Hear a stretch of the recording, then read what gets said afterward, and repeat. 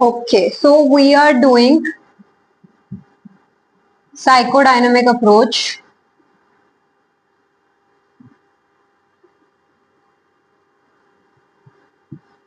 Already हम methods पढ़ चुके हैं, ठीक है, और स्ट्रक्चर ऑफ पर्सनालिटी भी पढ़ चुके हैं और ईगो डिफेंस मैकेनिज्म्स भी पढ़ चुके हैं. Now we are going to do the stages of personality development.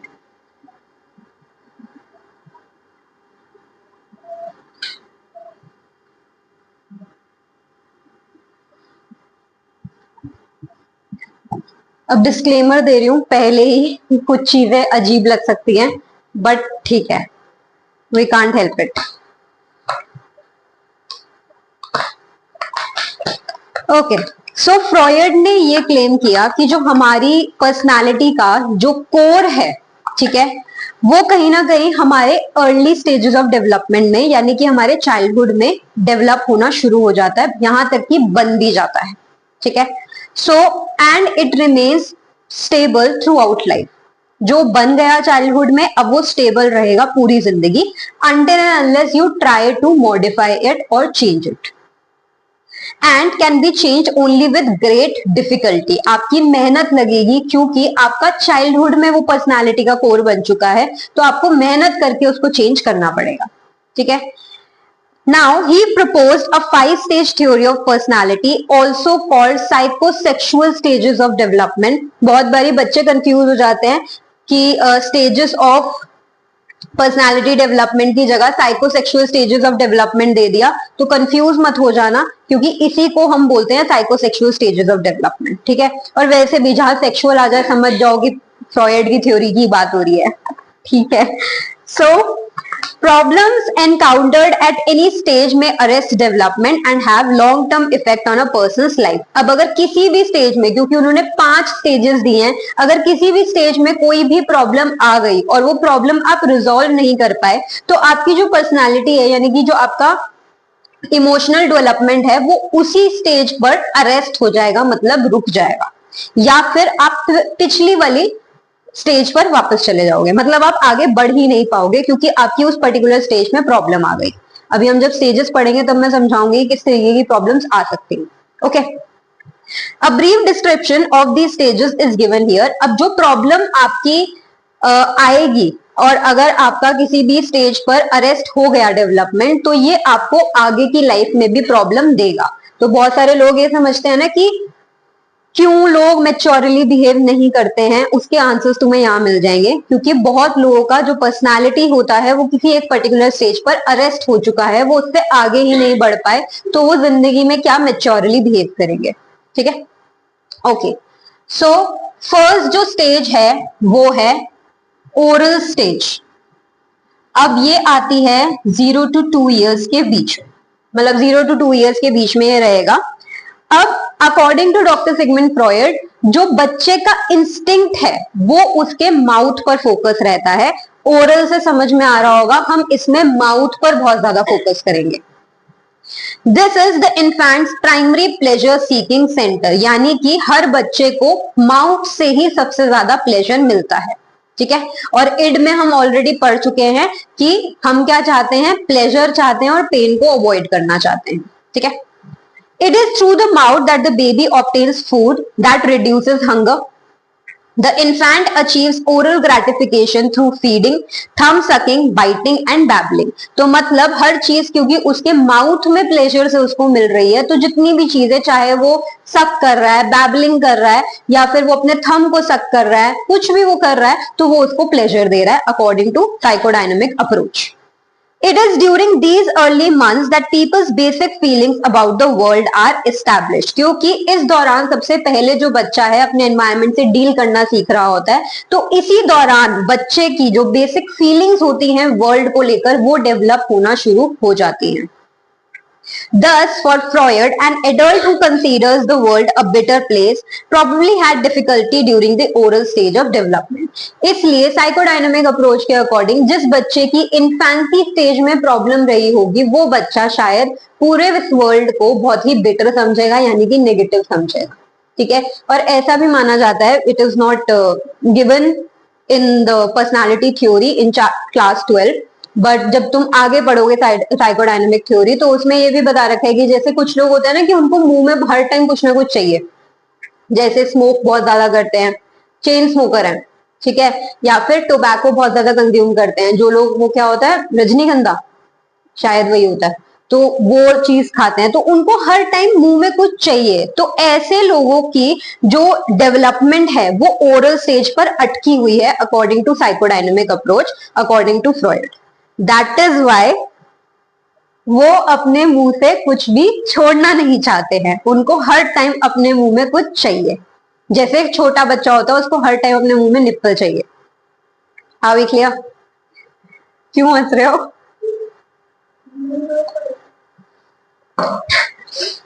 कोई बात नहीं। ओके, सेकेंड जो स्टेज है वो है एनल स्टेज। एनल स्टेज वो तकरीबन रहती है 2 to 4 years या फिर 5 years तक भी हो सकती है। अब एनल स्टेज में 2 से 3 साल का जो बच्चा होता है वो सोसाइटी की कुछ डिमांड्स पर जो है रिएक्ट करना, मतलब उन डिमांड्स को पूरा करना शुरू कर देता है। जैसे हम 2 से 3 साल के बच्चे को टॉयलेट ट्रेनिंग सिखा देते हैं।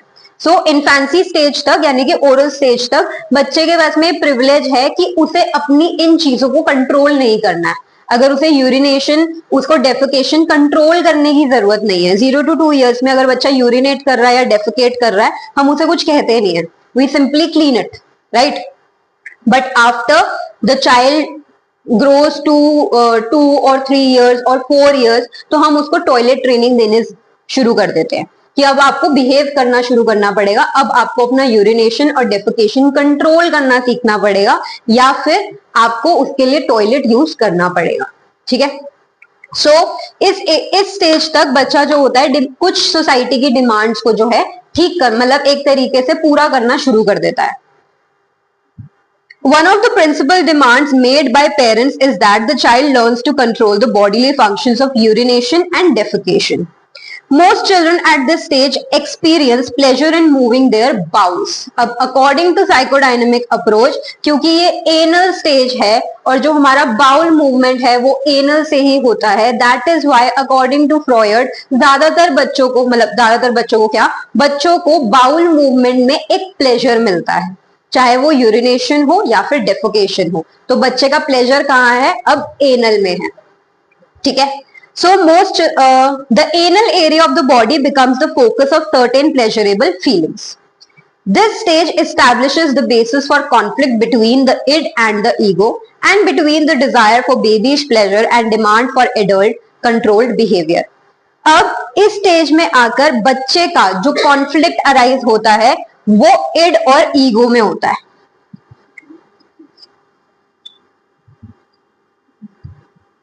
कैसे हो रहा है इड और ईगो में कॉन्फ्लिक्ट, समझाती हूँ। ठीक है, इड क्या बोलता है कि मुझे प्लेजर चाहिए।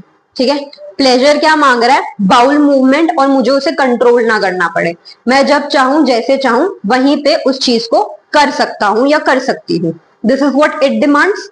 Now the ego is demanding कि नहीं, अब आपको कंट्रोल करना सीखना पड़ेगा, आपको सोसाइटी के डिमांड्स के अकॉर्डिंग चलना पड़ेगा।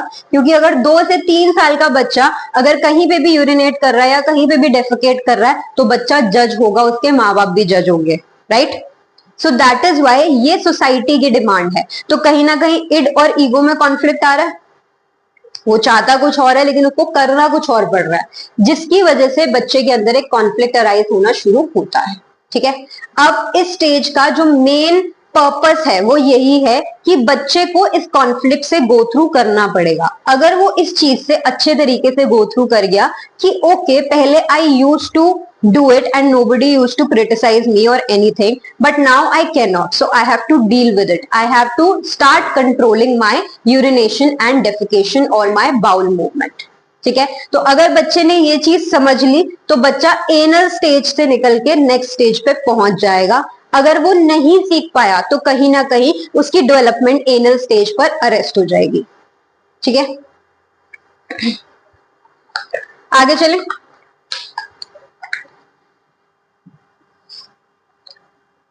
Third stage is phallic stage. अब जो फैलिक स्टेज होती है वो कहीं ना कहीं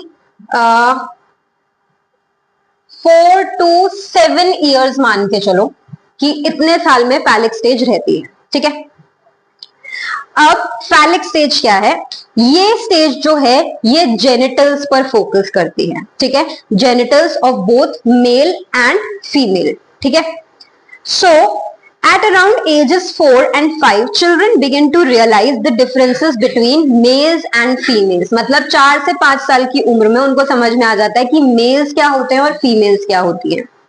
They become aware of sexuality and sexual relationship between their parents। उनको सेक्सुअलिटी के बारे में भी रियलाइजेशन हो जाता है, मतलब उन्हें पता चल जाता है, और उन्हें यह भी पता चल जाता है अकॉर्डिंग टू डॉक्टर फ्रॉयड कि मेरे माँ बाप के बीच में, मेरे पेरेंट्स के बीच में एक सेक्सुअल रिलेशनशिप है, ठीक है। अब इस चीज की वजह से इस स्टेज के दौरान मेल चाइल्ड के अंदर आता है ऑडिपस कॉम्प्लेक्स। ऑडिपस कॉम्प्लेक्स क्या होता है? अब सबसे पहले ऑडिपस कॉम्प्लेक्स का मतलब है love for mother and hatred या फिर क्रुअल्टी टुवर्ड्स फादर या हॉस्टिलिटी टुवर्ड्स फादर, ठीक है। So and the consequent fear of punishment और कैस्ट्रेशन बाय द फादर। तो मेल चाइल्ड क्या कर रहा है? उसको अपनी मम्मी से तो प्यार है, लेकिन उसको अपने पापा से हेट्रेड है या हॉस्टिलिटी की फीलिंग है, और कहीं ना कहीं उसको पनिशमेंट का भी डर है या फिर कैस्ट्रेशन का डर है। Do you understand castration? Okay, castration means removal of genitals, ठीक है, जो आई थिंक मुस्लिम्स में होता है। मैं बोल्ड ओपिनियन तो नहीं दे रही, मुझे नहीं पता। Okay, I take my words back. इसमें होता है चाइना में पहले ये होता है कि जो भी डॉक्टर वगैरह होते हैं ना वो उनके जेनिटल्स निकाल दिए जाते थे, निकाल दिए जाते थे ताकि वो कॉम्प्लीमेंट वगैरह का अफेयर ना करें। किसके साथ अफेयर ना करें? तो वहाँ पे ना चाइनीज ट्रेडिशन में वहाँ पे ये होता था कि आगे बहुत सारी चीज है, तो इस चक्कर में कोई भी को अफेयर ना करते तो लड़का पैदा होता ना वो किंग बनेगा। Oh okay okay, that is why जितने भी लोग पैलेस में काम करेंगे तो उनके प्राइवेट पार्ट्स रिमूव कर दिए जाएंगे ताकि रानी की कोई अफेयर ना हो सके। Okay, make sense.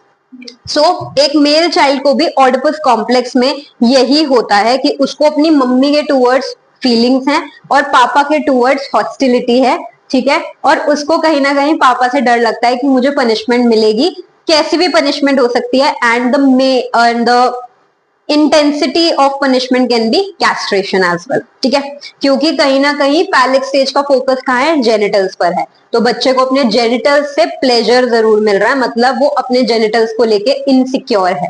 That is Y उसको ये डर है कि मेरा कैस्ट्रेशन ना हो जाए, ठीक है।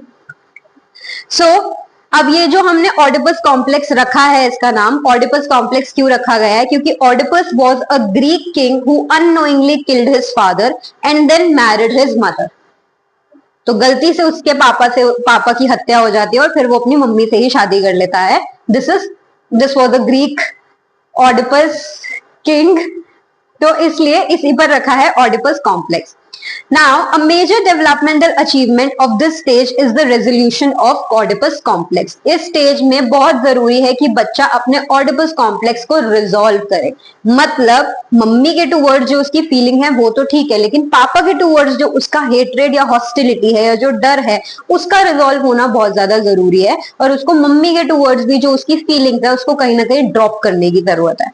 अब वो चीज कैसे होगी? उसको मेल चाइल्ड को कहीं ना कहीं अपने पापा से एसोसिएट करना पड़ेगा। कैसे एसोसिएट करना पड़ेगा? या तो उन्हें रोल मॉडल मान के, इसलिए बहुत सारे बच्चे तुम देखोगे 5-6 साल की उम्र में या 7 साल तक की उम्र में वो अपने पापा जैसा ड्रेसअप होने की कोशिश करते हैं। उनका ब्लेजर पहनेंगे, उनका शूज पहनेंगे, उनकी टाई लगाएंगे, उनके जैसा हेयर स्टाइल करेंगे, just because they are trying to relate with their father more, जिससे उन्हें ऐसा लगता है कि हाँ हम जैसे तैसे अपनी मम्मी को शेयर कर लेंगे, because he is sharing his mother with his father. और उसको ये ऑडिपस कॉम्प्लेक्स रिजॉल्व तो करना है, तो कैसे रिजॉल्व करेगा? अपने पापा को मिमिक करके, ताकि उसको उनको रोल मॉडल समझ के और उनके तरफ रोल मॉडल वाला बिहेवियर दिखाकर या फिर रोल मॉडल वाली एक्सपेक्टेशंस दिखाकर वो कहीं ना कहीं अपनी हेट्रेड वाली फीलिंग्स को सप्रेस कर रहा है। तो अगर किसी भी बच्चे का ये रिजॉल्व नहीं हुआ, किसी भी मेल चाइल्ड का अगर ये ऑडिपस कॉम्प्लेक्स रिजॉल्व नहीं हुआ, तो वो पूरी जिंदगी सेम जेंडर के लोगों को हेट करेगा और ऑपोजिट जेंडर से हमेशा अट्रैक्टेड रहेगा, जो कि यूजुअली रहते ही है ऑपोजिट जेंडर से, अगर आप हेट्रोसेक्सुअल हो तो, ठीक है। लेकिन सेम जेंडर को वो लड़का हेट करेगा, ठीक है। सो इसलिए ऑडिपस कॉम्प्लेक्स का रिजॉल्व होना बहुत ज्यादा जरूरी है। So I just give it a read. A major developmental achievement of this stage is the resolution of the Oedipus complex. This takes place by accepting his father's relationship with his mother and modeling his own behavior after his father. तो उसे accept करना होगा कि मैं और papa mummy को share कर रहे हैं, ठीक है, और उनके बीच में जो रिलेशनशिप है उसे भी एक्सेप्ट करना होगा। जो फीमेल चाइल्ड होती है उसके अंदर भी एक कॉम्प्लेक्स होता है, दैट इज इलेक्ट्रा कॉम्प्लेक्स। अब इलेक्ट्रा कॉम्प्लेक्स में क्या होता है? The female child experiences the Electra complex after Electra, a Greek character who induced her brother to kill their mother. क्यों हमने इसका नाम इलेक्ट्रा रखा है? क्योंकि एक ग्रीक कैरेक्टर था जिसमें जिस लड़की ने अपने भाई को ही गैसलाइट कर कर, प्रोवोक कर कर अपनी मदर को मरवा दिया। That is why the Freud has kept it Electra complex. Follows a slightly different course. By attaching her love to the father, a girl tries to symbolically marry him and raise a family. When she realizes that this is unlikely, she begins to identify with her mother and copy her behavior as a means of getting or sharing in her father's affection. तो इसमें भी वही चीज होती है कि लड़की जो है अपने फादर से अट्रैक्टेड है और कहीं ना कहीं उनसे सिंबॉलिकली शादी करना चाहती है और उनके साथ में एक फैमिली रेज करना चाहती है। तो जो प्यार लड़का अपनी मदर के टूवर्ड्स फील कर रहा है, वो प्यार इलेक्ट्रा कॉम्प्लेक्स में लड़की अपने पापा के टूवर्ड्स फील कर रही है। और इसको भी रिजॉल्व करने का यही तरीका है, क्योंकि उस बच्ची को समझना पड़ेगा कि रिलेशनशिप एक्सेप्ट करना जरूरी है, तो वो कहीं ना कहीं अपनी मम्मी को फॉलो करती है। इसलिए 5 से 7 साल की उम्र में आप देखोगे जो लड़कियां होती हैं मम्मी जैसा साड़ी पहनने की कोशिश करेंगी, उनके जैसी लिपस्टिक लगाने की कोशिश करेंगी, ताकि कहीं ना कहीं फादर की अटेंशन मिले और कहीं ना कहीं वो अपनी मदर के साथ अपने फादर को शेयर करे, ठीक है। सो ये रिजॉल्व होना बहुत जरूरी है। The critical component in resolving the Oedipus complex is the development of identification with the same-sex parents. In other words, boys give up sexual feelings for their mothers and begin to see their fathers as role models rather than as rivals. Girls give up their sexual desires for their father and identify with their mother. अब यहाँ पर मैं ये जरूर accept करूंगी कि हाँ, this is there that we somehow are more attracted as a girl child, we are more attracted towards our father for obvious reasons, because we are heterosexuals. हम ऑपोजिट जेंडर से अट्रैक्ट होते ही हैं। अब attraction का मतलब यहाँ पे सेक्सुअल नहीं है, हमें उनका दिया हुआ प्यार, उनका दिया हुआ केयर बहुत पसंद होती है, ठीक है। मतलब मम्मी चाहे जितना मर्जी प्यार कर ले, but I think girl child के लिए पापा का प्यार इज समथिंग एल्स, ठीक है। And is this is somehow related to male child as well, कि पापा चाहे जितना मर्जी प्यार कर ले लेकिन मम्मी का प्यार कुछ और ही वर्क करेगा, और मम्मी का भी प्यार बेटों को लेकर अलग तो होता है, ठीक है। तुम उसमें कुछ कर नहीं सकते, दिस इज बायोलॉजी। तो इससे बढ़िया एक्सेप्ट ही कर लो कि ऐसा नहीं है कि वो हम में भेदभाव रख रहे हैं, इट्स जस्ट कि दिस इज देयर। बचपन में मेरे को भी बड़ा बुरा लगता था, बट अब मेरे को लगता है अच्छी बात है, पापा ज्यादा अच्छे हैं ठीक है। सो पापा ज्यादा अच्छे हैं, so and this is there, but हाँ, I don't agree with the sexual feelings. जो सेक्सुअल कर दिया गया है, जो डॉक्टर फ्रॉइड ने सेक्सुअलाइज किया है इस रिलेशनशिप को, आई don't agree with that, simple, ठीक है। तो क्योंकि वो जेलेसी वाला फैक्टर मैंने आज भी बहुत सारी छोटी छोटी लड़कियों में भी देखा है जो अपनी फैलिक स्टेज में है, वो आज भी जेलस होती है अपनी मदर से क्योंकि फादर की अटेंशन ज्यादा मिल रही होती है, but that doesn't mean they are sexually attracted, they are not, okay. So इसलिए इन कॉम्प्लेक्सेस को रिजॉल्व करना बहुत जरूरी है। अगर ये कॉम्प्लेक्सेस रिजॉल्व नहीं हुए तो सेम जेंडर के साथ में हमें प्रॉब्लम्स आ जाएंगी, ठीक है। Next is latency stage. अब जो लेटेंसी स्टेज है वो समहाउ 7 to 12 ईयर्स या फिर जब तक प्यूबर्टी हिट नहीं हो जाती, ठीक है, तब तक हमारी लेटेंसी स्टेज चलती है। अब लेटेंसी स्टेज में जो बच्चा होता है वो फिजिकली ग्रो कर रहा है, सेक्सुअल अर्जेस जो होती हैं वो कहीं ना कहीं इनएक्टिव हो जाती है, जो फैलिक स्टेज में एक्टिव होती है वो लेटेंसी स्टेज में आकर इनएक्टिव हो जाती हैं। तो बच्चा फिजिकली ग्रो कर रहा है, बच्चा मेंटली ग्रो कर रहा है। ओके अब बच्चे की ज्यादातर जो एनर्जी जा रही है वो सोशल अचीवमेंट्स में जा रही है, जितनी भी सोशली रिलेटेड एक्टिविटीज होती हैं, लाइक पढ़ाई हो गया, स्पोर्ट्स हो गया, जितनी भी चीजों में बच्चा अचीव करना चाहता है, बच्चे की एनर्जी वहां ज्यादा लग रही है, इसलिए उसकी सेक्सुअल एनर्जी कहीं ना कहीं इनएक्टिव हो जाती है। ठीक है, देन अगेन अब अगर इसमें ऐसा है कि बच्चा अचीवमेंट नहीं कर पाएगा, मतलब सोशली वो अचीव नहीं कर पा रहा है, तो कहीं ना कहीं बच्चे के अंदर सेल्फ डाउट आ जाएगा और बच्चे की जो डेवलपमेंट है वो इस स्टेज पर अरेस्ट हो जाएगी। ठीक है, नेक्स्ट इज जेनिटल स्टेज। अब जेनिटल स्टेज जो यूजुअली 18 इयर्स तक रहती है, ठीक है, जब प्यूबर्टी हिट हो गई उसके बाद में 18 साल तक जेनिटल स्टेज रहती है। जेनिटल स्टेज में क्या है, बच्चे के अंदर एक मेच्योरिटी आ जाती है साइकोसेक्सुअल डेवलपमेंट को लेकर। ठीक है, जो सेक्सुअलिटी है, जो फियर्स हैं, जो रिप्रेस्ड फीलिंग्स है, जो कभी बच्चे के अंदर फैलिक स्टेज के अंदर थे, अब वो दोबारा से बाहर आने शुरू हो जाते हैं। ठीक है, people learn to deal with members of the opposite sex in a socially and sexually mature way।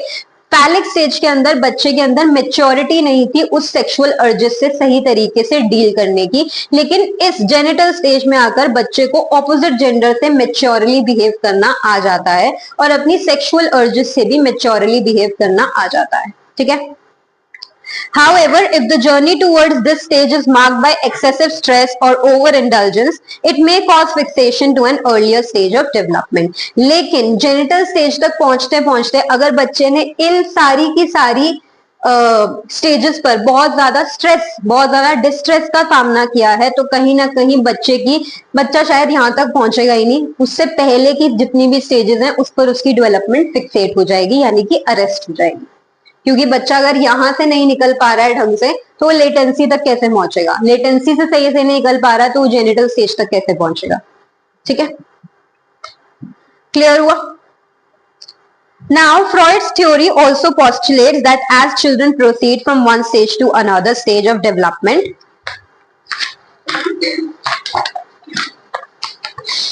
They seem to adjust their view of the world। अब ये हमने पिछले साल पियाजे स्टेजेस ऑफ कॉग्निटिव डेवलपमेंट में भी पढ़ा है कि जैसे जैसे बच्चा एक स्टेज से दूसरी स्टेज में जाएगा, कहीं ना कहीं उसका मेंटल स्टेट जो है वो वर्ल्ड के अकॉर्डिंग चेंज हो रहा है, उसका कॉग्निशन चेंज हो रहा है अपने वर्ल्ड के regarding. Failure of a child to pass successfully through a stage leads to fixation to that stage। अगर वो बच्चा एक स्टेज से दूसरी स्टेज में ढंग से नहीं जा पा रहा है तो उसका इस स्टेज पर फिक्सेशन हो जाएगा, या फिर अगर लेटेंसी से जेनिटल पे नहीं जा पाया तो लेटेंसी पे उसका फिक्सेशन हो जाएगा। In this situation, the child's development gets arrested at an earlier stage। मतलब बच्चे की जो अगर वो लेटेंसी से ढंग से नहीं निकल पाया, उसकी फिक्सेशन हो गई है, तो कहीं ना कहीं वो इससे पहले वाली स्टेज पर वापस चला जाएगा, क्योंकि वो ढंग से लेटेंसी स्टेज से डील ही नहीं कर पाया। ठीक है, For example, a child who does not pass successfully through the phallic stage fails to resolve the Oedipus complex and may still feel hostile toward the parent of the same sex। This failure may have serious consequences for the child's life। क्योंकि of course अगर बच्चा Oedipus complex resolve नहीं कर पाया, अभी भी वो same gender को हेट कर रहा है, अगर सेम जेंडर को हेट करेगा तो कल को सोशल रिलेशनशिप्स कैसे बना पाएगा, तो ये उसकी लाइफ को बहुत ज्यादा अफेक्ट करेगा। और अगर वो अभी भी अपने फादर को या अभी भी अपनी मदर को हेट कर रहा है कोई बच्चा, तो कहीं ना कहीं लाइफ तो मिजरेबल होगी, क्योंकि प्रॉब्लम्स तो बढ़ेंगी ना, और ज्यादा कॉन्फ्लिक्ट्स आएंगे मदर चाइल्ड रिलेशनशिप में या फादर चाइल्ड रिलेशनशिप में। Such a boy may come to consider that men are generally hostile and may wish to relate to females in a dependable relationship। ठीक है, अब हर उस लड़के को ऐसा मत देखना शुरू कर देना जिसकी लड़कियों से बहुत बनती है कि उसका ऑडिपस कॉम्प्लेक्स रिजॉल्व नहीं हुआ, कुछ और रीजंस भी हो सकते हैं। ठीक है, क्योंकि दिमाग में यही आएगा ना कि अच्छा इसका ऑडिपस कॉम्प्लेक्स रिजॉल्व नहीं हुआ होगा इसलिए इसकी मेल से नहीं बनती है, फीमेल से ज्यादा बनती है। जरूरी नहीं, क्योंकि आजकल मैंने नोटिस किया लड़कों में कि जिन लड़कों का EQ बहुत अच्छा है, इमोशनल क्वेश्चन उनका बहुत अच्छा है, they are relating more to girls. Because girls का इमोशनल इंटेलिजेंस काफी अच्छा होता है पहले से ही, हमें पॉलिश करने की जरूरत पड़ती है, and that is why such men relate more to girls, या उनकी बात समझ पाते हैं, ठीक है। तो इसलिए बोल रही हूं कि डायग्नोसिस मत शुरू कर देना प्लीज, फॉर गॉड से, कुछ और रीजंस भी हो सकते हैं।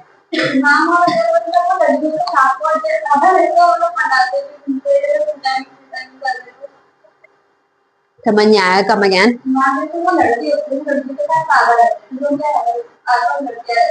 अब उनका एक रिलेशनशिप है, वो बाकी सारी लड़कियों को पकड़ ऐसे एक लड़की के हाथ पे लड़की है, ओके, यस, और बाकी जो वो टाइम कर रहे हैं, व्हाट दो उनकी एक साथ पटा देती है, दैट इज समथिंग एल्स मेरा बच्चा, that is something else, that is something else, that is something else. मैं यहाँ पे बात कर रही हूँ उन लड़कों की जो लड़कियों से ज्यादा रिलेट कर पाते हैं, ये नहीं है कि वो उनके पीछे पड़े हुए हैं रिलेशनशिप में आने के लिए या सिर्फ डेट करने के लिए, रिलेशनशिप वर्ड तो बहुत ही बड़ा हो गया तुम्हारी जनरेशन के लिए, डेट करने के लिए या सिचुएशनशिप्स करने के लिए या आजकल तो और भी पता नहीं क्या आता है, बेंचिंग है ना, पता नहीं क्या क्या टर्म्स हैं, anyway, but no, I am not talking to that, I am not talking about that thing. वो जो तुम बात कर रहे हो वो कहीं ना कहीं कुछ और रीजंस भी हो सकते हैं, अगेन बोल्ड ओपिनियन नहीं देना चाहती मैं, but something else is there कि why the girls are getting attracted towards cool boys. वो तुम्हें नहीं लग रहा है ना, उनके लिए तो है, क्योंकि उनको सेल्फ एस्टीम इश्यूज हैं, सेल्फ एस्टीम पढ़ चुके हैं ना, तो ऐसी लड़कियां जो होती हैं, मतलब अगेन बहुत स्टीरियोटिपिकल भी हो सकता है ये, बट कहीं ना कहीं जो मैंने अपने एक्सपीरियंस देखा है, जो काउंसलिंग में मेरा एक्सपीरियंस रहा है, वो यही है कि ज्यादातर जो लड़कियों को लगता है कि ओके लड़कों की अटेंशन अगर हमें मिल जाए तो पता नहीं हम क्या ही बन जाएंगे।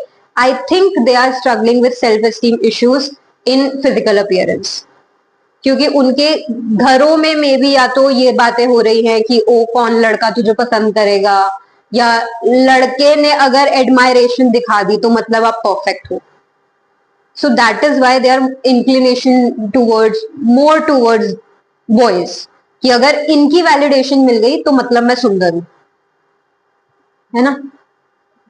मुझे तो ऐसा लगता है कि उल्टा होना चाहिए, कल मैंने पोस्ट भी पढ़ा इसके बारे में, स्टोरी भी लगाई थी मैंने, लड़कियां बोल देना कि अगर मैं सुंदर हूं तो मेरे को लगता है हाँ मैं सुंदर हूँ, लड़कों को तो कोई भी पसंद आ जाती है, और क्या, अगर लड़कियां बोले कि तुम सुंदर हो तो तुम जेन्युइनली सुंदर हो, लड़कों को तो कोई भी पसंद आ रही है, ठीक है।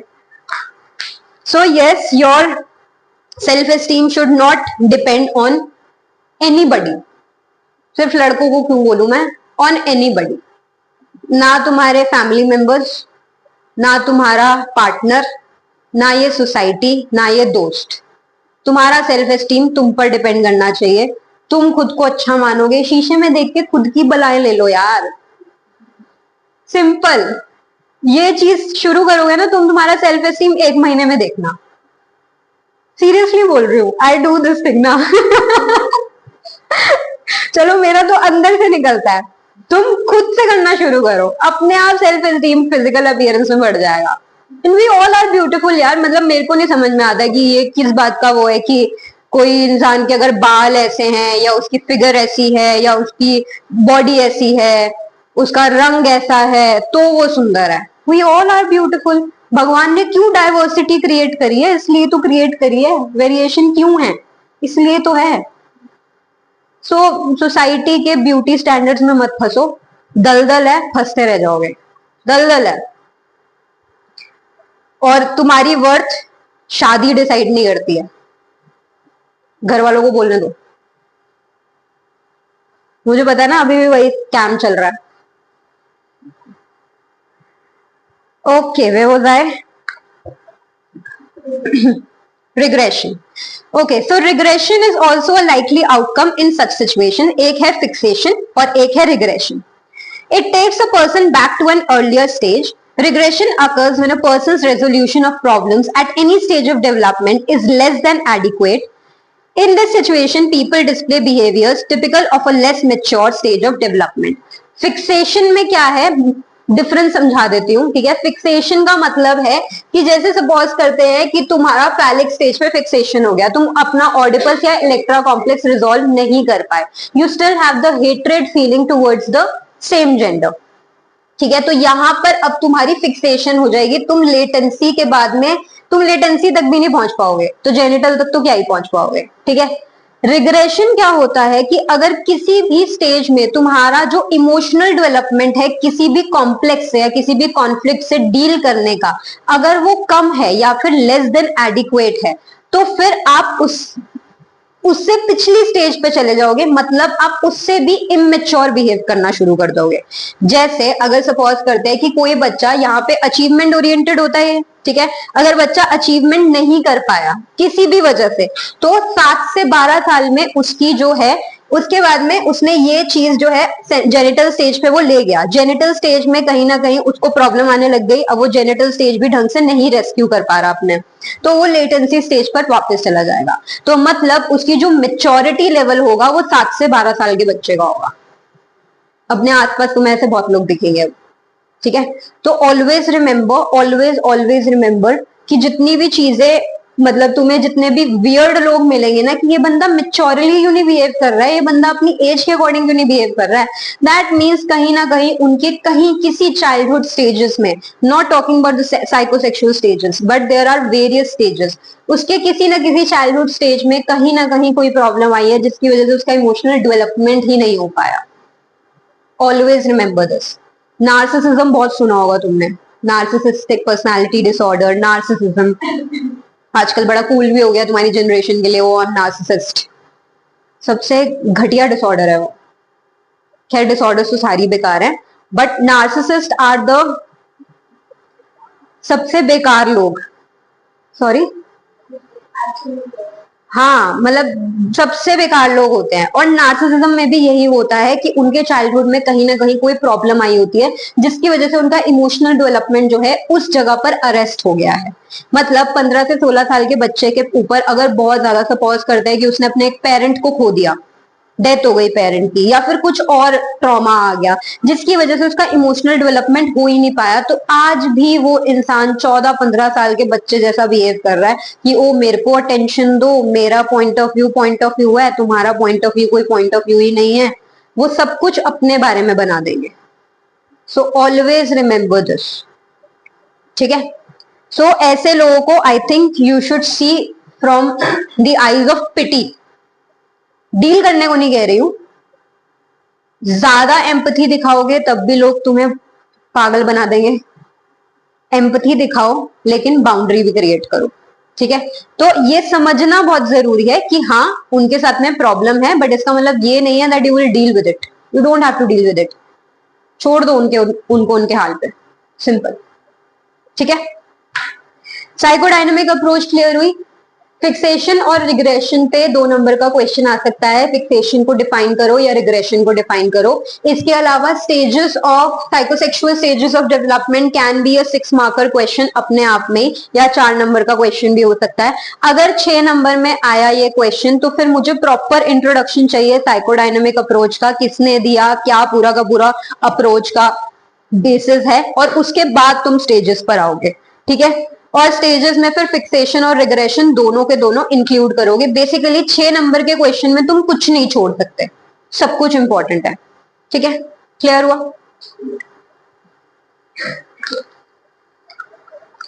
Okay, let's begin with post Freudian approaches.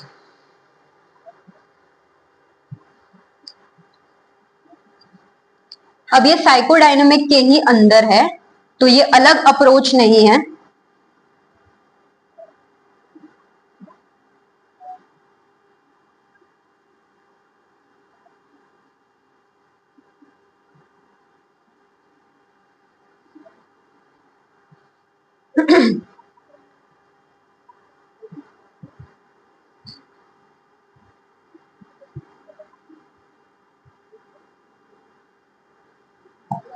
Post Freudian approaches मतलब अब बहुत सारे ऐसे थ्योरिस्ट थे जो शुरुआत में फ्रॉयड के साथ में साइकोडायनेमिक अप्रोच में बहुत ज्यादा इंटरेस्टेड थे, बट क्योंकि उनको फ्रॉयड की कुछ कुछ चीजें नहीं पसंद थी, जैसे हमें नहीं पसंद आ रही है, इसलिए उन्होंने अपनी अलग से थ्योरीज बनाई जिसका बेस कहीं ना कहीं साइकोडायनेमिक था, लेकिन उन्होंने अपने अपने एंगल से इस चीज को देखा। ठीक है, उनको हम बोलते हैं पोस्ट फ्रॉइडियन अप्रोचेस, आएगा साइकोडायनेमिक में ही, और बहुत इंपॉर्टेंट है ये, मतलब इंपॉर्टेंट सब कुछ ही है, बट क्वेश्चन इस पर यूजुअली आ जाता है। ठीक है, now a number of theorists further developed their ideas following Freud.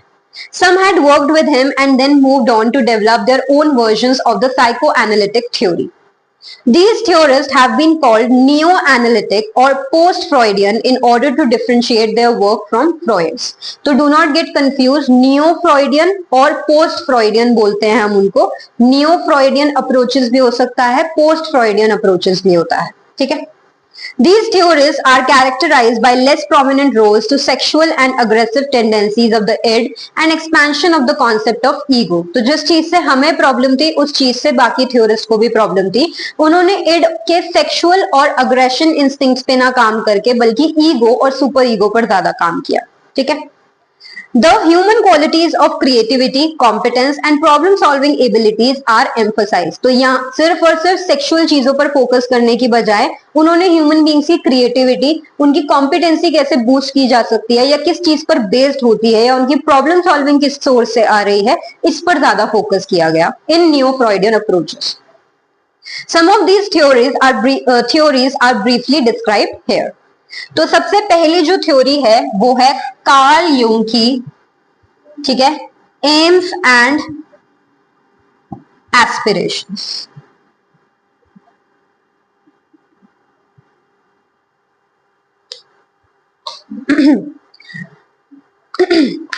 Jung worked with Freud in his early stages of career, but later on broke away from Freud. Jung saw human beings guided as much by aims and aspiration as by sex and aggression. तो Freud ने क्या बोला कि हमारा जितना भी behaviour होता है वो या तो सेक्सुअली इन्फोर्स्ड होता है या फिर अग्रेसिवली इन्फोर्स्ड होता है, लेकिन कार्ल यूंग ने बोला कि नहीं, हमारे बिहेवियर को एनहांस करने के लिए या हमारे बिहेवियर को आगे बूस्ट करने के लिए हमारे एम्स और एस्पिरेशंस रिस्पॉन्सिबल हैं, ना कि हमारा सेक्सुअल और aggressive feelings. He developed his own theory of personality called analytical psychology. Can be a one marker that who developed the analytical psychology, या फिर Carl Jung developed dash psychology.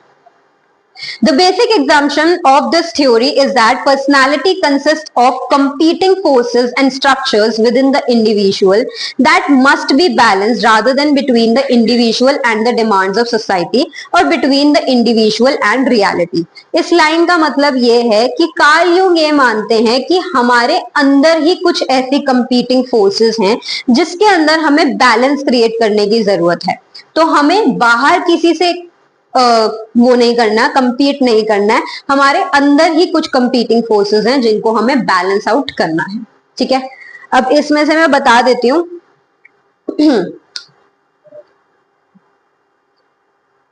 इसमें जो नीचे मैंने पर्सनल अनकॉन्शियस दे रखा है ना,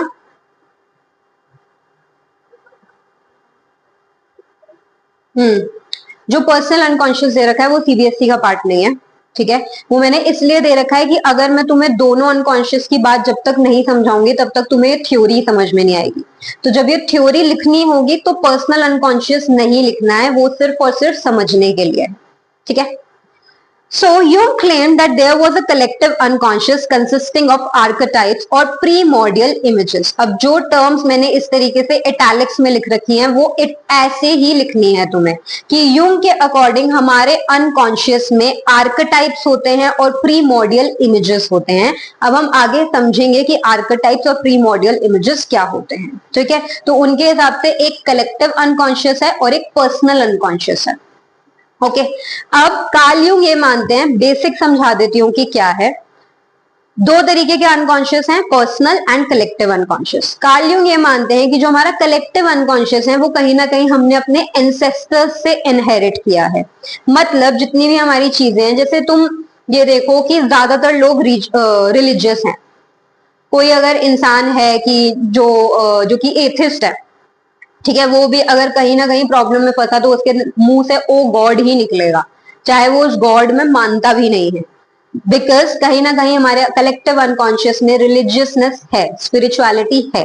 इसके अलावा जितनी भी हमारी चीजें हैं, जिस तरीके से हम बिहेव करते हैं, हमारे आर्केटाइप्स, हमारे सिंबल्स, हमारी लैंग्वेज, ये कहीं ना कहीं हमारे कलेक्टिव अनकॉन्शियस में हमने अपने एंसेस्टर्स से इनहेरिट करी है। और हमारा जो पर्सनल अनकॉन्शियस है, पर्सनल अनकॉन्शियस हमारा खुद का है, हम अपने एक्सपीरियंसेस से वो पर्सनल अनकॉन्शियस बनाते हैं। तो कहीं ना कहीं जो उन्होंने बोला कि हमारी अंदर ही कुछ कंपीटिंग फोर्सेस हैं जिसके अंदर हमें बैलेंस लेकर आने की जरूरत है, तो कार्ल यूंग ये मानते हैं कि हमें अपने कलेक्टिव अनकॉन्शियस और अपने पर्सनल अनकॉन्शियस के अंदर बैलेंस क्रिएट करने की जरूरत है। तो अपने आप जो डिस्ट्रेस है, जो एबनॉर्मल बिहेवियर है, वो कम हो जाएगा। क्लियर हुआ? ठीक है, अब एक बारी मैं रीड करके भी समझा देती हूँ, क्योंकि सबसे ज्यादा प्रॉब्लम यही आती है कि जब तुम पढ़ने बैठते हो तो लाइंस का मतलब ही नहीं समझ में आता। ठीक है, बट पूरा जो ब्रीफ था जो, वो यही है। The collective unconscious refers to the idea that a segment of the deepest unconscious mind is genetically inherited and not shaped by personal experience. ठीक है, हमने जेनेटिकली वो इनहेरिट किया है अपने एंसेस्टर्स से। According to Jung's teachings, the collective unconscious is common to all human beings. मतलब हम सारे human beings का collective unconscious almost same है, हम common share करते हैं। Jung also believed that the collective unconscious is responsible for a number of deep-seated beliefs and instincts such as spirituality, sexual behavior and life and death instincts. ठीक है, तो हमारी spirituality भी कहीं ना कहीं all human beings में common है, क्योंकि हमारा कलेक्टिव अनकॉन्शियस में ये चीजें आती हैं। हमारा स्पिरिचुअलिटी हो गया, हमारा सेक्सुअल बिहेवियर हो गया, हमारे लाइफ और डेथ इंस्टिंक्ट्स हो गए। ठीक है, जैसे तुमने बहुत बारी देखा होगा कि कुछ लोगों को मरने से पहले, बहुत सारे लोगों का मैंने ये चीज सुनी भी थी, उनको मरने से पहले कहीं ना कहीं एक इंस्टिंक्ट आ गई थी कि something is going to happen. या फिर आप जब अपने लाइफ के लिए लड़ते हो, वो आपकी लाइफ इंस्टिंक्ट है। जब आप अपनी डेथ से रेस्क्यू करने की कोशिश करते हो, वो आपकी डेथ इंस्टिंक्ट है। तो ये सब क्या है? ये कॉमन है। आपका रिफ्लेक्स एक्शन सबसे पहले क्या होता है कि खुद को मरने से बचाना। ठीक है, that is your death instinct. Jung believed that the collective unconscious is expressed through universal archetypes. मतलब हम अपने collective unconscious को archetypes की फॉर्म में कहीं ना कहीं एक्सप्रेस करते हैं। ठीक है, archetypes are signs, symbols और patterns of thinking or behaving that are inherited from our ancestors. तो ये archetypes हमारे कुछ common behaviors हैं जो कि हमने अपने ancestors से genetically inherit करे हैं। कुछ symbols जो as a human being हम समझ पाते हैं। ठीक है, क्यों बाकी स्पीशीज नहीं समझ पा रहे हैं, सिर्फ हम समझ पा रहे हैं? क्योंकि we share a collective unconscious. ठीक है, the personal unconscious includes anything which is not presently conscious but can be. चीजें जो अभी कॉन्शियस नहीं है बट अगर आप फोकस करोगे तो कॉन्शियस हो जाएंगी, वो चीजें आती हैं पर्सनल अनकॉन्शियस में।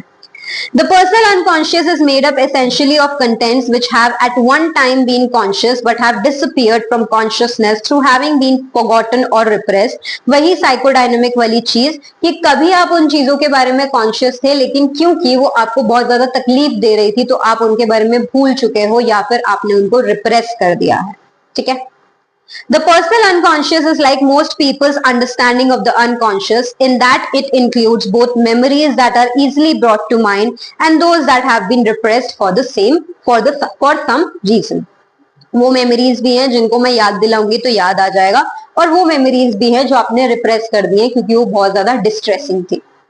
So to conclude, according to Carl Jung, for achieving unity and wholeness, a person must become increasingly aware of the wisdom available in one's personal and collective unconscious and must learn to live in harmony with it. तो दोनों ही unconscious की जो चीजें हैं हमारे लिए बहुत important है। हमें उन दोनों के बीच में बैलेंस बनाकर चलना आना चाहिए, तभी हम हार्मनी में रह पाएंगे और डिस्ट्रेस कॉज नहीं होगा। क्लियर हुआ? ठीक है, बाकी का नेक्स्ट क्लास में करवाऊंगी, टू मच इंफॉर्मेशन हो जाएगी। For proper notes and answer writing practice, you can join my full course, which is very affordable. You just have to DM it. Just comment on my video and I'll share you the link.